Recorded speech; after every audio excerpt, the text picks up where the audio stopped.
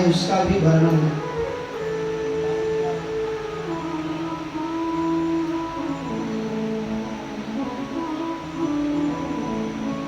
परीक्षित ने पूछा, गुरुदेव किस मनवंतर में भगवान ने समुद्र मंथन कराया है और समुद्र मंथन कराने की आवश्यकता क्या पड़ी?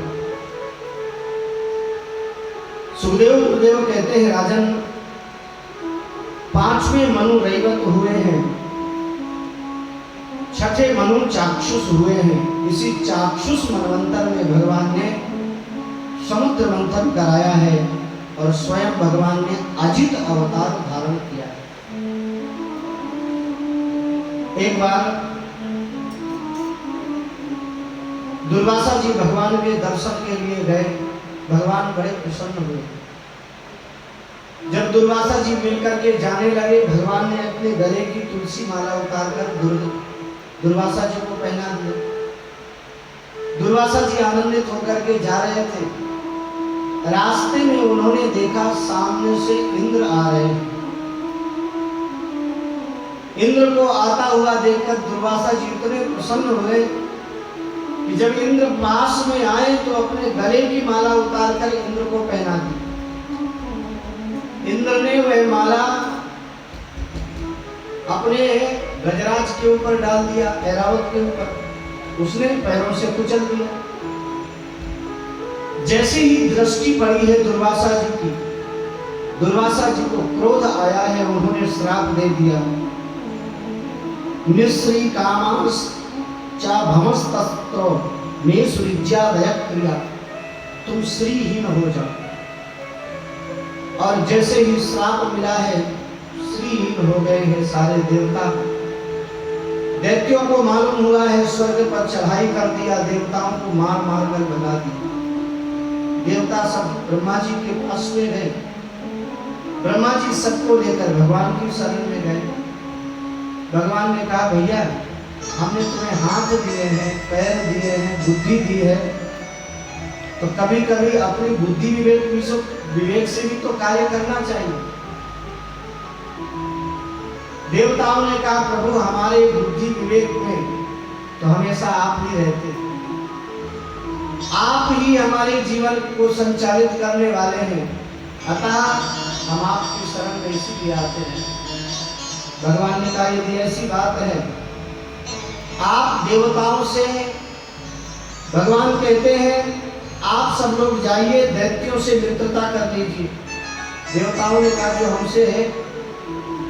हमसे कभी बात नहीं करते, भला वो मित्रता क्यों करेंगे? ठाकुर जी ने कहा, बुद्धिमान वही है जो अपने कार्य को बनाने के लिए दुश्मन से भी मित्रता कर लेता है। बोलो जय श्री कृष्ण।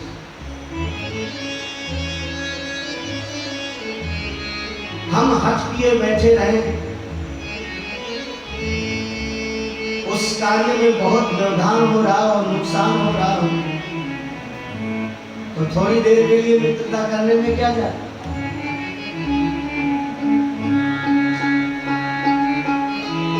भगवान ने कहा, आप लोग मित्रता कर लो। दैत्यों से मित्रता किस प्रकार से करें प्रभु? भगवान ने यहाँ पर एक उदाहरण दिया है। एक सर्प पिटारी में बंद था। अचानक कहीं से चूहा आया, उसी पिटारी पर कूदा। इतने में जो वहां का मालिक था सपेरा, उसने उसको ढक दिया। जैसे ही चूहे को देखा, सर्प ने बहुत प्रसन्न हुआ। सर्प ने विचार किया, भगवान की कृपा से आहार तो आ गया, पर मुक्ति कैसे मिलेगी? उसने अपनी विवेक का, अपनी बुद्धि का प्रयोग किया। धीरे से सर्प ने जैसे ही चूहे को देखा, पास में गया और बोला, मामा जी राम राम। अब बेचारा चूहा चक्कर में पड़ गया। ये भांजा कहां से आया? घर में दूर दूर तक तो कोई बहन जी है नहीं। अच्छा भैया, कैसे भांजा है? सर्प ने कहा, आप हमारे रहने के लिए स्थान बनाकर देते हैं, हमारे खाने का प्रबंध करते हैं, और हम लोग कैसे उठा करके आपको खा जाते हैं। महाराज हम सब लोग गंगा जी गए, जाकर के सबने प्रण किया आज के बाद में भी चूहा नहीं खाएंगे। बोलो जय श्री कृष्ण। और विश्वास ना हो तो हम आपकी कसम खाते हैं। तो कई लोग ऐसे होते हैं जो अपनी कसम नहीं आपकी खाते हैं। बोलो जय श्री कृष्ण। आपकी कसम इसलिए खाते मतलब मारो तो तुम मारो। हाँ? जैसे ही सर्प ने प्रस्ताव रखा चूहा प्रसन्न हो गया। सर्प ने कहा यदि आप इस पिटारी को काट देंगे तो दोनों लोग मुक्त हो जाएंगे। चूहा ने देखते ही देखते पिटारी को काट दिया। अब सबसे पहले सर्प निकला। सर्प ने इशारा किया आप भी बाहर आ जाओ। चूहा सोचने लगा रिश्तेदार है तो खतरा किस बात का। और जैसे ही बाहर निकल करके आया दौड़ करके पकड़ लिया चूहे को सर्प ने। उसने कहा बांधे भूल गए भीतर की रिश्तेदारी। बोले भीतर तक ही थी बाहर खत्म। बोलो जय श्री कृष्ण। भगवान ने कहा आपको समझ में आया कि नहीं, कभी कभी अपने कार्य को बनाने के लिए शत्रु से भी मित्रता करना जरूरी होता है। बोलो जय श्री कृष्ण। स्वकार्य साधे धीमान कार्य ध्वंसो ही मूर्खता। बुद्धिमान वह है जो अपना कार्य बनाता है और मूर्ख वह है पहले झगड़ता है कार्य बिगाड़ता है। तो सबसे पहले अपने कार्य पे सफलता प्राप्त करना चाहिए। सारे देवता गए दैत्यों के पास, दैत्यों से संधि का प्रस्ताव रखा। दैत्यों ने कहा संधि का प्रस्ताव क्यों रख रहे हैं, दोनों मिलकर के समुद्र मंथन करेंगे, अमृत निकलेगा, आप भी प्रसन्न हो जाएंगे, हम भी प्रसन्न हो जाएंगे, आप भी नहीं मरेंगे, हम भी नहीं मरेंगे, और फिर रोज लड़ाई होने दे, क्या दिक्कत है लड़ाई से। दैत्यों ने कहा ये प्रस्ताव बहुत अच्छा है। सारे दैत्य देवताओं के साथ में सबसे पहले मंदराचल पर्वत के पास में पहुंचे हैं। जैसे ही मंदराचल पर्वत को उठाया गणेश जी नाराज हो, ना हमारा स्मरण किया, ना हमारा वंदन किया, ना हमारा पूजन किया, पहले ही लेकर के जा रहे। कार्य के प्रारंभ में रोज गणपति पूजन होता है कि नहीं? गणपति पूजन जब हम कार्य के प्रारंभ में करते हैं, गणेश भगवान विघ्न हरता है। गणेश भगवान को वरदान मिला है प्रथम पूजा आपकी होगी, और गणेश भगवान ने वरदान दिया था जो हमारी पूजा करेगा प्रथम हम सारे विघ्नों को दूर कर देंगे। गणेश जी नाराज हुए, पर्वत गिरा, कुछ देवता दब गए, कुछ दैत्य दब गए। अंत में सारे देवताओं ने भगवान के चरणों में प्रार्थना किया है, भगवान प्रकट हो जाते हैं। गरुड़ के ऊपर मंदराचल पर्वत को स्थापित किया है, ले जाकर के समुद्र में स्थापित किया है। वासुकी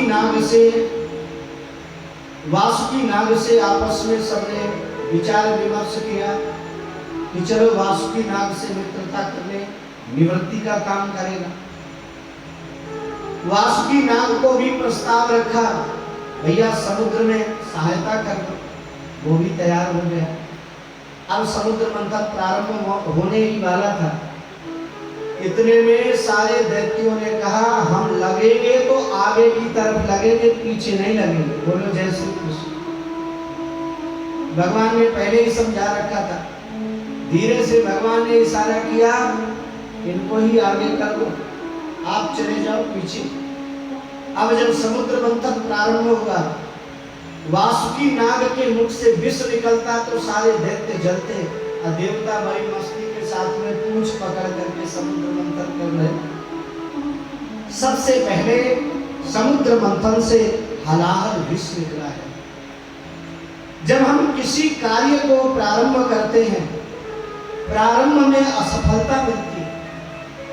प्रत्येक असफलता बताती है कि आज नहीं तो कल हमें सफलता जरूर मिलेगी। प्रारंभ की असफलता को देखकर हम यदि कार्य छोड़ देते हैं तो फिर वो कार्य कभी पूरा नहीं होगा। इसलिए प्रारंभ में यदि असफलता मिले तो घबराना नहीं चाहिए।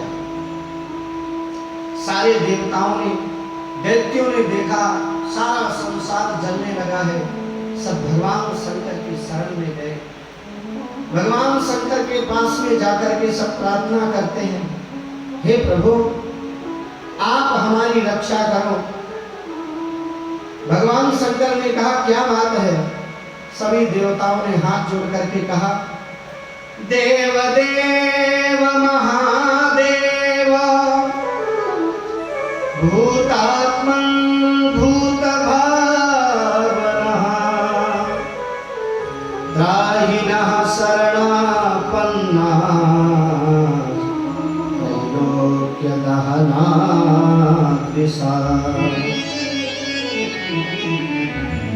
देवताओं ने कहा, हे भोलेनाथ सारा शरीर जल रहा है, सारी सृष्टि परेशान है, आप रक्षा करें, इसे स्वीकार करें। अच्छा एक बात बताओ, आपका कोई कितना भी प्रेमी हो, कितना भी मित्र हो, आपके पास में जहर लेकर के आए और कहे भैया पी लो, तो बताओ पियो? अरे बोल दो जी। देवता कह यही रहे, हे भोलेनाथ हम तो आपके चरणों के सेवक हैं। भगवान भोलेनाथ ने कहा तो क्या करें? बोले जहर पी लो। भगवान शंकर ने धीरे से पार्वती जी से पूछा, कारण क्या है? जितना पति का अधिकार है उतना पत्नी का भी अधिकार है। बोलो जय श्री कृष्ण। और कोई भी कार्य करें तो पत्नी से सलाह जरूर लेना चाहिए। जब विवाह हो रहा होता है ना, उस समय पंडित जी 7-5 वचन सुनाते हैं, पर ईमानदारी से बताओ किसे किसे याद? सही सही बताना, किसी को नहीं याद है? अच्छा क्यों याद नहीं?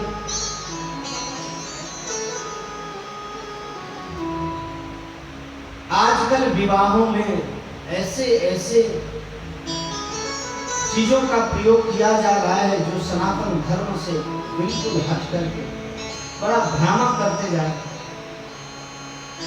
अब देखो हमारे यहाँ पर जयमाला डालने की परंपरा प्राचीन है, पर ज्यादा नया करने के चक्कर में एक दूसरे को उठाने लगे।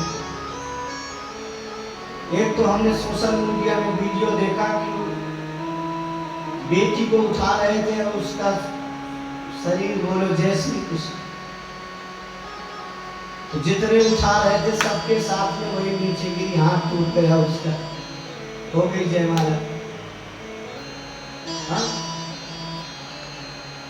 जयमाला डालना अच्छी बात है, पर भाई ये कहाँ लिखा हुआ है? तो हम अपने आप विकृति फैलाते जा रहे हैं। वस्तुतः नियम ये है कि विवाह में मुहूर्त का विशेष ध्यान देना चाहिए। वो जो विवाह में मुहूर्त संशोधित किया जाता है वह आपके जीवन में मंगल देने वाला होता है। पर आप ईमानदारी से बताओ, क्या हम मुहूर्त का पालन कर पाते? नहीं। सारे मुहूर्त का समय तो फोटोग्राफर ले जाता है, दाएं घूमो बाएं घूमो, ऊपर देखो नीचे देखो। हाँ? आज के समय पे सबसे बड़ा फोटोग्राफर पंडित हो गया है। बोलो जय श्री कृष्ण।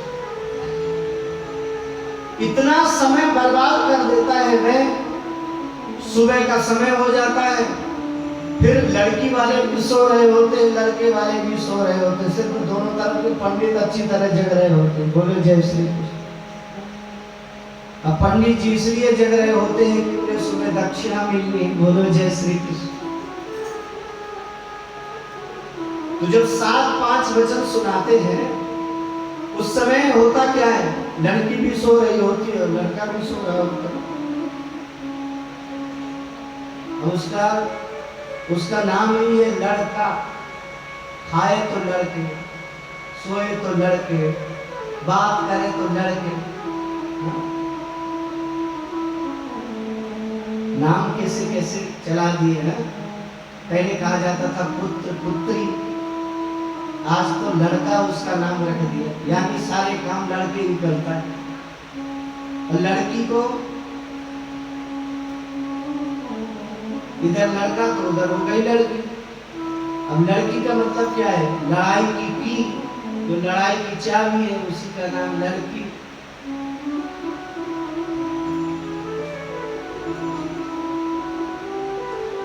तो विवाह के समय मुहूर्त का विशेष ध्यान देना चाहिए। आज के समय में किसी से भी पूछा जाए 7-5 वचन याद है नहीं? अब उसमें पंडित जी कहते हैं उस समय पत्नी पति से कहती है कोई भी कार्य प्रारंभ करना तो सबसे पहले हमसे सलाह जरूर लेना। अच्छा ईमानदारी से बताना, ये सलाह लेते हैं सब कभी की नहीं? सही सही बताना। अच्छा ना देख रहे हो तो ऐसे सर हिलाए देना जैसे। बेचारी पत्नी सलाह देती रह जाती है, पति कहता है तुझे क्या मालूम, ऐसे नहीं होता, ऐसे करना पड़ता नहीं। जब वह आपके पास में सलाह देने के लिए होती है तो मंत्री के समान होती है। जब भोजन परोस रही होती है तो मातृ के समान होती है। रति सत्तिर वरांगना, रति में वरांगना के समान होती है। तो सलाह जरूर लेना चाहिए। भगवान शंकर से सब कहते हैं प्रभु हलाहल विष लेकर के आए, आप उसका पान करो। भगवान शंकर ने सलाह लिया पत्नी से, पार्वती जी से पूछा देवी आप बताओ कि इस समय क्या करना चाहिए, क्या करना उचित है।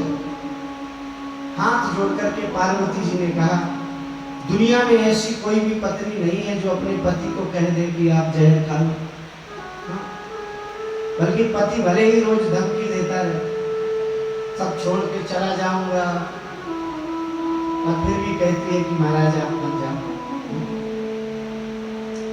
पार्वती जी ने कहा प्रभु ये सब आपके बच्चे हैं, यदि आपने इस हलाहल विष का पान नहीं किया तो सारी त्रैलोकी जल जाएगी। इसलिए आपसे निवेदन है आप सबकी रक्षा करें। भगवान शंकर ने जैसे ही सुना, भगवान शंकर आशुतोष है, आशु शीघ्रम तुष्यति। भगवान शंकर ने हाथ में लिया है ततः करतली कृत्यो व्यापि हालाहलम विषम अभक्षयं महादेव कृपया भूत भावना। भगवान शंकर ने हाथ में लेकर के हलाहल विष का पान किया है।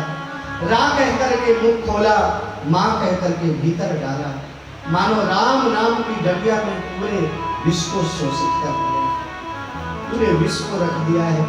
भगवान शंकर का कंठ नीला हो गया, इसलिए उनका एक नाम पड़ गया नीलकंठ। बोलिए नीलकंठ भगवान की जय हो। भगवान शंकर ने सबकी रक्षा की है। पुनः समुद्र मंथन हुआ, हविर्धानी गाय कामधेनु गाय निकली है, देवताओं ने लिया है। उच्चैश्रवा घोड़ा निकला, दैत्यों ने लिया है। ऐरावत हाथी देवताओं ने लिया है। कौस्तुभमणि भगवान ने ही डाला था, स्वयं धारण किया है। कल्प वृक्ष देवताओं ने लिया है, अप्सराएं देवताओं ने लिया है।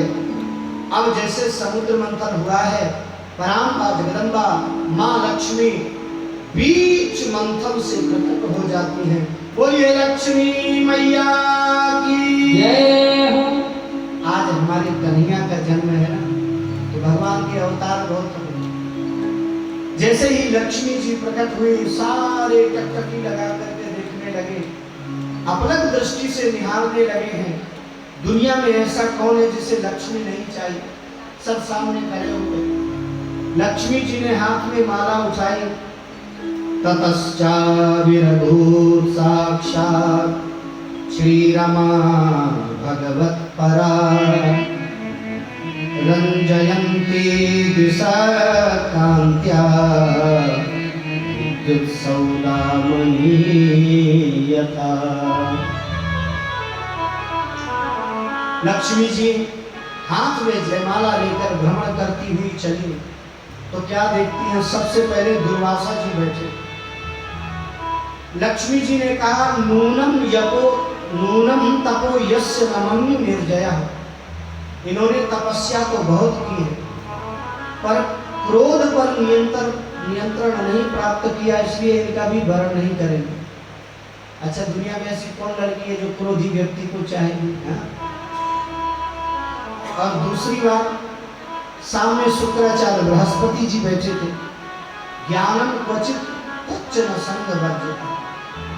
इनके अंदर ज्ञान तो बहुत है पर संग वर्जित नहीं है, शिष्यों के साथ में भ्रमण करते रहते हैं। और आगे बढ़ी तो क्या देखती है, सामने चंद्रमा बैठे हैं। कश्चिन महान तस्य न काम निर्जया।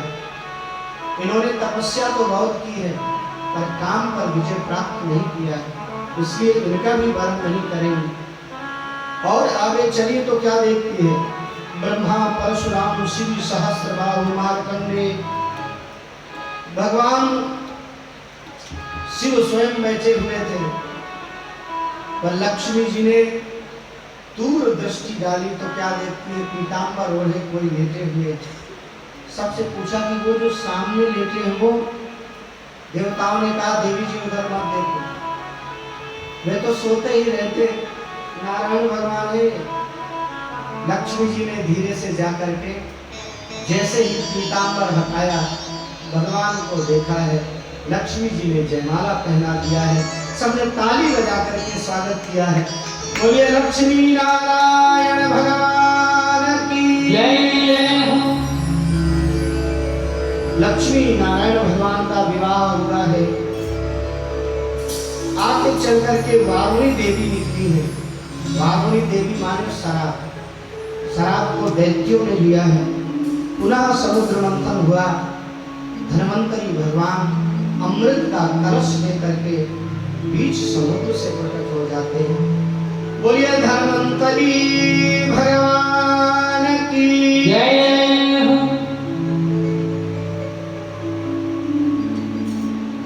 धन्वंतरी भगवान का जन्म अभी आगे आने वाली है ना, दीपावली।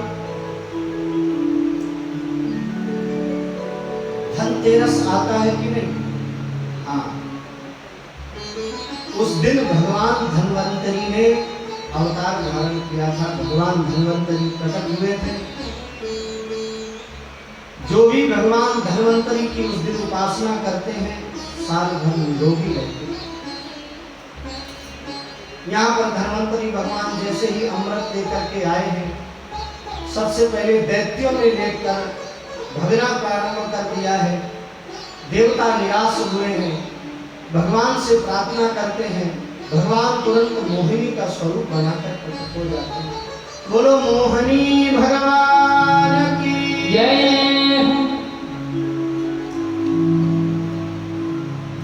मोहिनी भगवान ने दैत्यों के पास में जाकर के पूछा, भैया आप लोग कहाँ जा रहे हो? सबने कहा हम अमृत पीने जा रहे हैं, तो ये आपके पीछे क्यों पड़े? दैत्यों ने कहा देवी जी इन्होंने भी सहायता किया था, तो यदि इन्होंने सहायता किया था तो इन्हें भी तो देना चाहिए। दैत्य इतने मोहित हो गए भगवान की बातों पर, स्वयं अपने हाथ से उस अमृत के कलश को मोहिनी भगवान के हाथ में दे देते और कहते हैं देवी जी जिसको जितना चाहिए बांट दो, हम हस्तक्षेप नहीं करेंगे। भगवान ने इशारा किया, एक तरफ देवता बैठ गए, एक तरफ दैत्य बैठ गए। इधर दैत्यों से भगवान ने कहा इस घड़े के ऊपर पतला पतला अमृत है, आप कहो तो सबसे पहले इन देवताओं को पिला दे तो झगड़ा नहीं करेंगे, गाढ़ा गाढ़ा आपको पिला देंगे। दैत्यों ने कहा देवी जी हमारी बुद्धि में ये क्यों नहीं आए, इतना झगड़ा ही नहीं होता। भगवान बोले तभी तो हम आए हैं समझाने के लिए। हाँ हाँ देवी जी जल्दी करो। भगवान अमृत का कलश लेकर के देवताओं की तरफ गए। अब देखो इधर सुधामृत पिला रहे, इधर रूपामृत पिला रहे।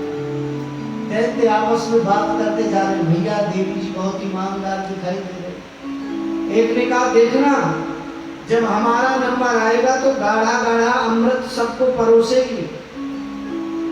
तीसरे ने कहा भैया नंबर नहीं आया तो उसने कहा तू तो ऐसे ही सोचता रहता, नंबर क्यों नहीं आएगा जब नंबर में बैठे। तब तक भगवान ने आधे से ज्यादा लोगों को पिला दी। एक स्वरभानु नाम का दैत्य था, उसने विचार किया पता नहीं नंबर आए ना आए तो पहले ही बैठ जाओ देवताओं की पंक्ति। तो धीरे से सूर्य और चंद्र के बीच में जाकर के बैठ गए। इधर भगवान देख रहे थे, इधर पिला रहे थे। जैसे ही थोड़ा इसने पिया, सूर्य चंद्र ने इशारा किया प्रभु ये देवता नहीं है, ये तो दैत्य आया हुआ। और जैसे ही भगवान ने सुना, भगवान ने तुरंत अपनी साड़ी को एक तरफ फेंका, अपने स्वरूप में आ गए हैं। सुदर्शन चक्र को निकाला और सबके देखते ही देखते शिरच्छेदन कर दिया। उसके दो भाग हो गए हैं, एक का नाम राहु हुआ, दूसरे का नाम केतु हुआ है। अमृत पीने के वजह से दोनों अमर हो गए थे। अब पुनः देवताओं ने देवासुर संग्राम प्रारंभ किया है। बड़ा भीषण संग्राम हुआ है। इसी देवासुर संग्राम में सारे दैत्य पराजित हुए हैं। यहाँ तक कि युद्ध में बलि भी मार दिए गए हैं। जब शुक्राचार्य जी को मालूम हुआ तब मृत संजीवनी विद्या के माध्यम से शुक्राचार्य जी ने सारे दैत्यों को पुनः जिला दिया है। हमारा जो आयुर्वेद है सच में बहुत ही उत्कृष्ट है, पर विगत कुछ वर्षों से जैसे आज आप देख रहे हैं ना, साइंटिस्ट कोई ना कोई रिसर्च करते रहते हैं, ऐसे पहले आयुर्वेद में भी रिसर्च होता था। यहाँ तक कि शल्य चिकित्सा के विषय में भी आचार्य सुश्रुत ने बड़ा विस्तार से वर्णन किया है। संस्कृत का ग्रंथ है सुश्रुत संहिता। लेकिन धीरे धीरे जब इसमें रिसर्च बंद हो गया तो वो चीजें लुप्त तो होने लगी। रिसर्च होना भी जरूरी है, नहीं तो जिस चीज का हम संशोधन नहीं करते, जिस चीज पर ध्यान नहीं देते, धीरे धीरे वो हमसे दूर हो जाती है या विलुप्त तो होने लगती है। इसी प्रकार से मृत संजीवनी विद्या का वर्णन है। शायद अभी कुछ दिन पहले उत्तराखंड सरकार ने एक टीम का गठन किया है, जिसमें बड़े बड़े डॉक्टर, बड़े बड़े आयुर्वेद के जानकार सब नियुक्त किए हैं, जो हिमाचल की पहाड़ियों में और हिमाचल प्रदेश में, हिमालय की तलहटी में, उत्तराखंड में सब जगह भ्रमण करके जड़ी बूटियों का परीक्षण कर रहे हैं, ताकि उनसे सबसे ज्यादा आगे लाभ लिया जा सके। इधर जैसे ही मृत संजीवनी विद्या का प्रभाव देखा है दैत्यों ने, बड़े प्रसन्न हुए। दैत्य सारे शुक्राचार्य जी के शिष्य बन गए हैं। शुक्राचार्य जी ने बलि से कहा आप 100 यज्ञ कर लेंगे तो इंद्र का पद आपको अपने आप मिल जाएगा, झगड़े की आवश्यकता ही नहीं पड़ेगी। 100 यज्ञों का संकल्प कराया है। 50वें यज्ञ में ही एक दिव्य रथ मिला है। उस रथ पर चढ़ करके पुनः बलि ने आक्रमण किया है, स्वर्ग पर कब्जा कर लिया। अब आप कहेंगे कि महाराज जी इस कथा का अभिप्राय क्या है? देखो, प्रत्येक मनुष्य के जीवन में कभी दैवी शक्तियां जागृत होती हैं और कभी आसुरी शक्तियां जागृत होती हैं। ये रोज प्रत्येक व्यक्ति के जीवन में घटता है। प्रातः काल का जो समय होता है वह दैवी समय होता है, रात्रि का जो समय है वह आसुरी समय है। जब हमारे अंदर दैवी शक्तियां जागृत होती हैं, हमारा मन सात्विक हो जाता है, दूसरे की सहायता करने की इच्छा होती है, गरीबों को आगे बढ़ाने की इच्छा होती है, असहाय को भोजन कराने की इच्छा होती है। कोई बिना पैसे का यदि मरीज आ जाए तो उसकी चिकित्सा करने की इच्छा होती है। लेकिन जब रजोगुण शरीर में बढ़ता है तब आसुरी शक्तियां जागृत हो जाती है। फिर हमारे सामने यदि कोई आ जाता है तो हम उस समय तमा कर नाराज होकर के कहते हैं, ऐसे ही घूमता रहता है, कुछ काम किया है? देते कुछ नहीं है, 24 घंटे झगड़ा करते, सहायता करते रहे, दूसरे की छीनने की इच्छा होती है। तो प्रत्येक मनुष्य के जीवन में कभी दैवी संपत्ति, कभी आसुरी संपत्ति उदय होती रहती है। यह हमारे जीवन को प्रभावित करती रहती है। इधर जब बलि ने पुनः स्वर्ग पर कब्जा किया है, सारे देवता निराश हो गए। देवता गए हैं मां अदिति के पास में, अदिति मैया से प्रार्थना किया। अदिति मैया ने कहा, बेटा आप लोग थोड़ा इंतजार करो, मैं जा रही हूं आपके पिताजी के पास में, उनसे कोई ना कोई व्रत पूछूंगी, अवश्य आपकी सहायता होगी। आज अदिति मैया कश्यप जी के पास में पहुंचकर चरण सेवा करने लगती। कश्यप जी ने कहा, देवी आज आप ज्यादा सेवा कर रही हैं, कारण क्या है? महाराज, जब कुछ ज्यादा प्राप्ति करने की इच्छा होती है ना, उस दिन सेवा बहुत होती है। हाँ? कश्यप जी के चरण दबाने लगी, महाराज आपके पुत्र राज्यहीन होकर के घूम रहे हैं, मैं आपसे कोई व्रत पूछना चाहती हूँ जिससे उनका राज्य उन्हें वापस मिल जाए। तब कश्यप जी ने प्रसन्न होकर के एक व्रत बताया है जिसका नाम है पयोग व्रत। शुक्ल पक्ष की, फाल्गुन मास की शुक्ल पक्ष की प्रतिपदा से लेकर के द्वादशी तक 12 दिन व्रत किया जाता है। इस व्रत का नाम है पयोग व्रत। 12 दिनों तक दुग्ध पान करके जो इस व्रत को करते हैं, भगवान उनके ऊपर बहुत कृपा करते हैं और जो चाहते हैं वह सब मिलता है। व्रत कठिन है, लेकिन इसी व्रत को मैया अदिति ने किया है। भगवान सामने प्रकट हुए, मां क्या चाहती? मां ने कहा, प्रभु आपको ही पुत्र के रूप में चाहते, आप हमारे पुत्र बन करके आ जाओ। भगवान ने आश्वासन दिया है। इधर भगवान चले जाते हैं। कालांतर में जब समय आया, भादों का महीना आया, द्वादशी तिथि आई जिसे विजया द्वादशी कहते हैं। इसी विजया द्वादशी में भगवान ने वामन अवतार धारण किया है।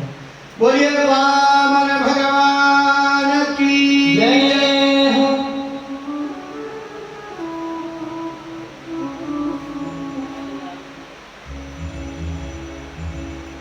श्रवणायां श्रवण द्वादश्यां मुहूर्ते अभजी प्रभु सर्वे नक्षत्र ताराद्या चतुस्तज्जन्म दक्षिणम्। जैसे ही वामन भगवान प्रकट हुए हैं, सारे देवता आकाश में खड़े होकर के पुष्प वृष्टि करने लगे हैं, जय जयकार करने लगे हैं। बोलिए वामन भगवान की जय हो, वामन भगवान की जय हो। तं पटुं वामनं दृष्ट्वा मोदमाना महर्षयः कर्माणि कारयामासु पुरस्कृत्य प्रजापतिम्। भगवान वामन के प्रकट होते ही बृहस्पति ने ब्रह्म सूत्र पहनाया है, कश्यप जी ने मेखला पहनाई है, गायत्री ने, सावित्री ने उपवीत धारण कराया है। ददौ कृष्णा जिनम भूमिर, काला मृग चर्म प्रदान किया है भूमि ने। और सोम माने चंद्रमा ने दंड प्रदान किया है। सुंदर भगवान दिखने लगे हैं। अब भगवान यहाँ से गुरु जी के पास में जाते हैं, बृहस्पति जी के पास। बृहस्पति जी ने कहा प्रभु ऐसे काम नहीं बनेगा, आप यहाँ से बलि के पास में जाइए, त्रैलोक्य की संपत्ति हमारे लिए ले आए। तब भगवान यहाँ से अब सीधे बलि के यहाँ की ओर जा रहे हैं। सारे देवता बड़े भाव से दर्शन कर रहे हैं और भगवान बलि के यहाँ प्रस्थान कर रहे हैं। बोलिए भक्तवत्सल भगवान की जय। बावन भगवान कितने सुंदर हैं। सारे देवता बावन भगवान चलते जा रहे हैं और सारे देवता उनकी सुंदरता का बखान करते जा रहे हैं। अब आइए 2 मिनट हम भी ठाकुर जी के चरणों में चलें और प्रेम से ठाकुर जी से कहें, तेरी भोली सी सूरत संवरिया मेरे मन में बसी जा रही है। जब संकीर्तन हो, भजन हो, आप सब लोग बहुत अच्छा गाते हैं, ये हमें मालूम। एक तरफ से हम गाएं, एक तरफ से आप सब लोग। कीर्तन करने से जीवा पवित्र हो जाती है, मन साफ हो जाता है, निर्मल हो जाता है। इसलिए आइए बड़े भाव से, तेरी भोली सी सूरत संवरिया मेरे मन में बसी जा रही है। भोली भोली सी सूरत संवरिया मेरे मन में बसी जा रही है। तेरी भोली सी सूरत संवरिया मेरे मन में बसी जा रही है। भोली भोली सी सूरत संवरिया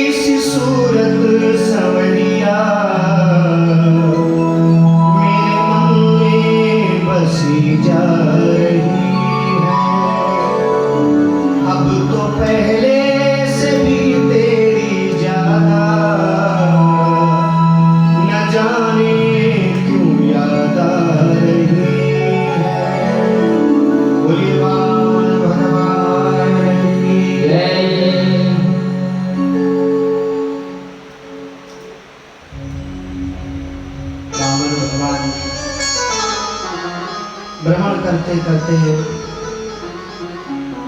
यहाँ से बलि के दरवाजे पर पहुंचे हैं जहाँ यज्ञ कर रहे थे बलि। पहरेदारों ने जब भगवान को देखा तो देखते रह गए। छवि तो बहुत देखी है पर ऐसा सुंदर स्वरूप पहले कभी नहीं देखा। छोटे से वामन भगवान हाथ जोड़ करके पहरेदारों ने कहा, प्रभु हम आपकी क्या सेवा कर सकते हैं। भगवान कुछ बोल नहीं रहे, मन मन मुस्कुरा रहे। जब पहरेदारों ने देखा कुछ नहीं बोल रहे, पहरेदार बलि के पास में पहुंचे। महाराज, याचक तो आज तक बहुत आए पर जैसा दरवाजे पे खड़ा है हमने पहले कभी देखा नहीं। बलि ने पूछा, क्या चाहते हैं? पहरेदारों ने कहा, क्या चाहते हैं यही तो नहीं पता चलता, नहीं तो हम ही ना दे देते। बस खाली खड़े खड़े मुस्कुरा रहे। बलि स्वयं उठ करके दरवाजे पर आते हैं, हाथ जोड़ करके कहते हैं, स्वागतम ते नमस्तुभ्यं ब्रह्मं किं करवामते ब्रह्मर्षीणां तपः साक्षात् मन्ये त्वार्यवपुर्धरम् मन्ये त्वार्यवपुर्धरम् मन्ये त्वार्यवपुर्धरम्। हाथ जोड़ करके बलि ने कहा, आओ सरकार स्वागत है। पता नहीं मेरे जन्म का कौन सा पुण्य उदय हुआ है, आप जैसे महापुरुष का दर्शन हुआ है। अब आप एक बार बोलने की कृपा करें, आपको क्या चाहिए? भगवान मन ही मन सोच रहे हैं, पहले यजमान को पक्का कर लो, ये पक्का यजमान है कि नहीं। भगवान ने कहा तुम्हारे वंश में ऐसा कोई नहीं हुआ जिसने एक बार देने के लिए कहा हो और दिया ना हो। राजन, हमें ज्यादा नहीं चाहिए। आप कह रहे हैं यद यद वटो वांछस तत् प्रतीक्षमे, जो चाहते हो देने के लिए तैयार है। राजन, हमें मात्र 3 पग भूमि चाहिए। एक दिन बैठ करके वेद का पाठ कर रहे थे, जिसका दरवाजा था वह दरवाजे से बाहर आया, उसने भूमि से उठाया, हमारी जमीन है, चलो यहाँ से। हमने सोचा यदि हमारी अपनी भूमि होती तो फिर हमें वेद पाठ करने से कौन मना करता। आप तो मात्र पदानी त्रीणि दैत्येन्द्र संवितानि पदाम, आप मेरे पैरों से 3 पग भूमि नाप करके दे दी। बलि ने कहा बातें तो ऐसे कर रहा है जैसे बहुत बड़ी पेट में डाली है। जब मांगने का समय आया तो भूले कि सामने किसके खड़े। धीरे से बलि ने कहा महाराज, हम चक्रवर्ती सम्राट हैं, आप चाहो तो मैं पूरी त्रैलोक्य की संपत्ति आपके चरणों में न्यौछावर कर सकता हूँ। भगवान ने कहा ब्राह्मण को संतोषी होना चाहिए, उतना लेना चाहिए जिससे जीवन यापन हो, हमें इसके अलावा कुछ नहीं चाहिए। उसकी गुरु जी खड़ी हुई थी, शुक्राचार्य जी। शुक्राचार्य जी ने सोचा ये है कौन, और जैसे ही ध्यान लगा करके देखा शुक्राचार्य जी पहचाने। पास में आए शुक्राचार्य जी और पास में आकर के कहते हैं राजन, ये वामन त्रेपन नहीं है, यह साक्षात भगवान विष्णु आपके सामने खड़े हुए हैं। एष वैरोचने साक्षात् भगवान विष्णुरव्ययः, कश्यपादतिते जातो देवानां कार्यसाधकः, देवानां कार्यसाधकः, देवानां कार्यसाधकः।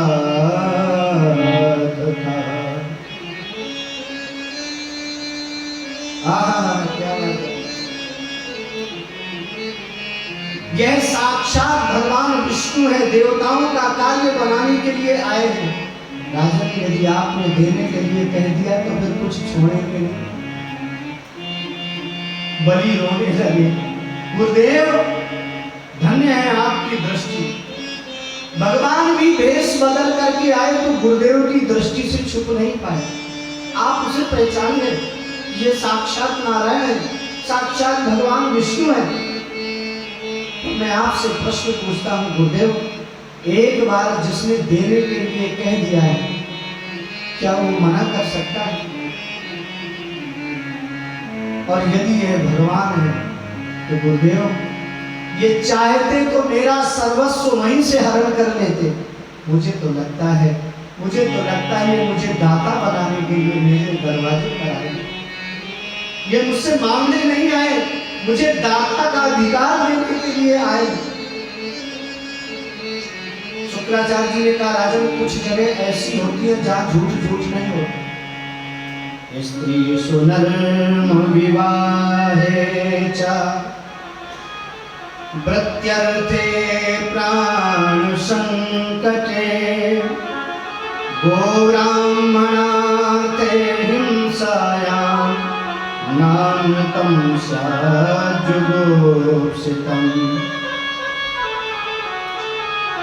पहला स्थान है स्त्री। कभी पति पत्नी आपस में कोई ऐसी स्थिति आ जाए।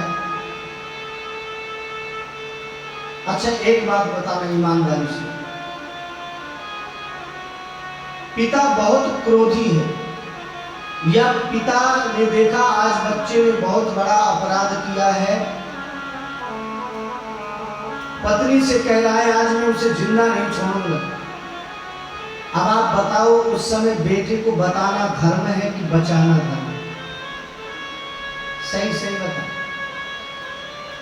उस समय बेटी बेटे को बचाना धर्म है? अरे बोल दो जी। पत्नी कह देती है कि हाँ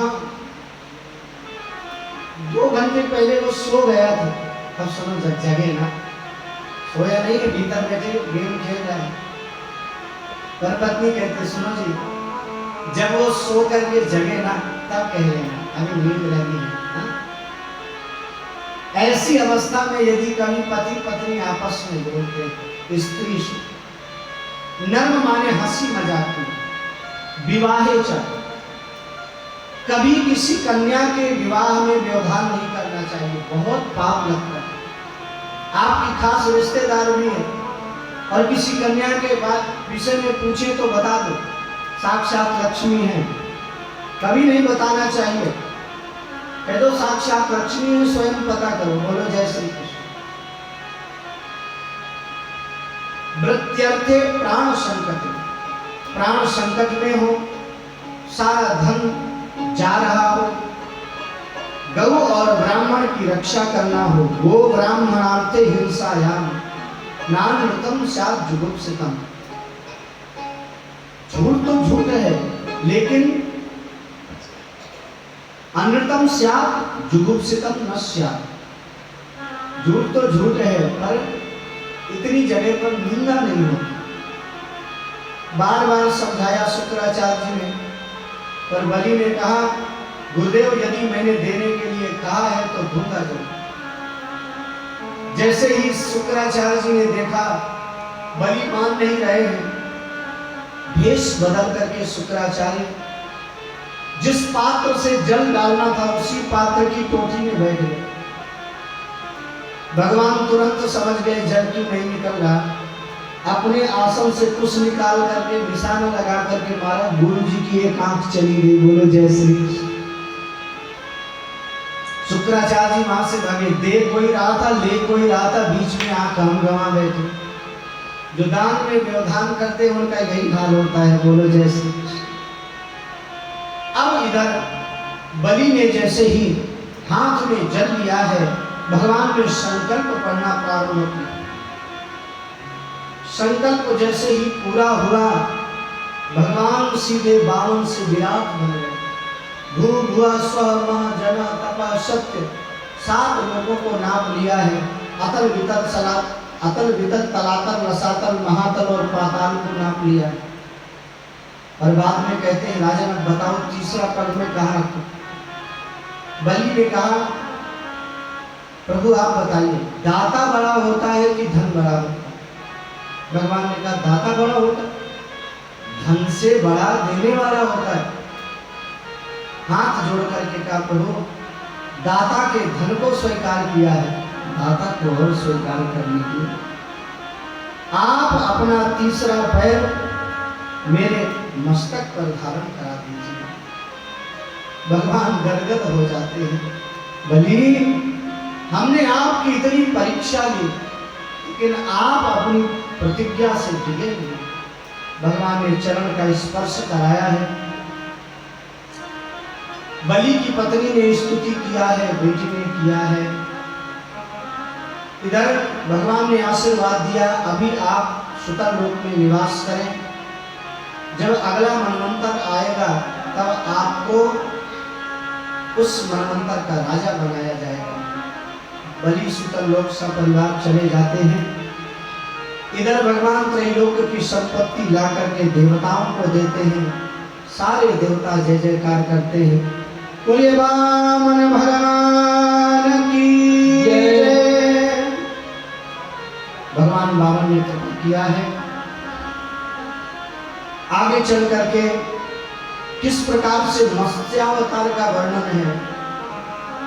महाराजा सत्यव्रत हाथ में जल लेकर के सूर्य को अर्घ दे रहे थे। अचानक एक मछली आई, धीरे धीरे बढ़ने लगी, अलग अलग पात्रों में डाला, उस पात्र की बराबर हो गई। फिर पुनः ला करके जैसे ही नदी में डाला, विशाल स्वरूप से प्रकट हो गई। आकाशवाणी हुई, राजन 7वें दिन सृष्टि का प्रलय निश्चित है। आप समस्त सामग्रियों को लेकर के आप नौका में बैठना, मैं आऊंगा, आपको नौका के सहित भ्रमण कराऊंगा। आप जो प्रश्न पूछेंगे उसी अनुसार मैं उत्तर दूंगा। इधर जब प्रलय बड़ा है, भगवान मत्स्यावतार धारण करके आते हैं, सत्यव्रत को उपदेश देते हैं। भगवान ने जो उपदेश सत्यव्रत को दिया है, उसी के माध्यम से पुराण का निर्माण हुआ है, जिसका नाम है मत्स्य पुराण। बोलिए भक्त वत्सल भगवान की जय। परीक्षित ने कहा, बोले हो